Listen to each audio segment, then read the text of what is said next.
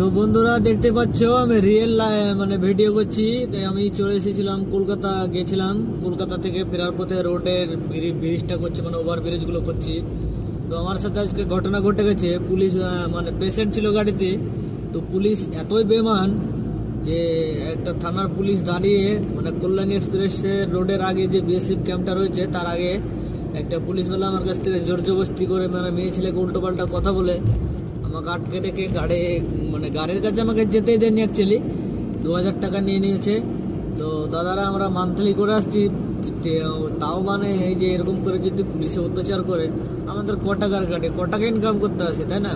তো এরকম করে যদি পুলিশ এগুলো পয়সাগুলো খালি লুটে নেয় তাহলে কি করে হবে? পুলিশদেরকে কি সরকার বেতন দেয় না?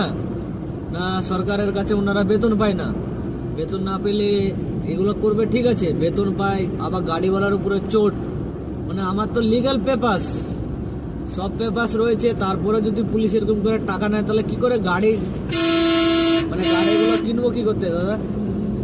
গাড়িগুলো কিনে তো কোনো লাভ নেই না, তাহলে গাড়ি চালিয়েও লাভ নেই, গাড়িগুলো কোনো কিনে ড্রাইভারের, মানে ড্রাইভাররা হয়ে গেছে রাস্তার কুকুর বলে এক কথায়। কি অ্যাকচুয়ালি ভাষাটা খারাপ হয়ে গেল, তো দাদারা কিছু মাইন্ড করবেন না।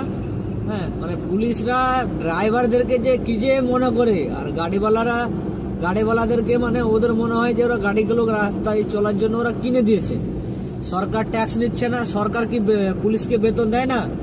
এই ভিডিওটা যত পারবেন শেয়ার করবেন। হ্যাঁ, কি থানার পুলিশটা বেশ আমার অতটা পড়ছে না, তো অবশ্যই আমি মানে বলে দেবো আগের ভিডিওতে।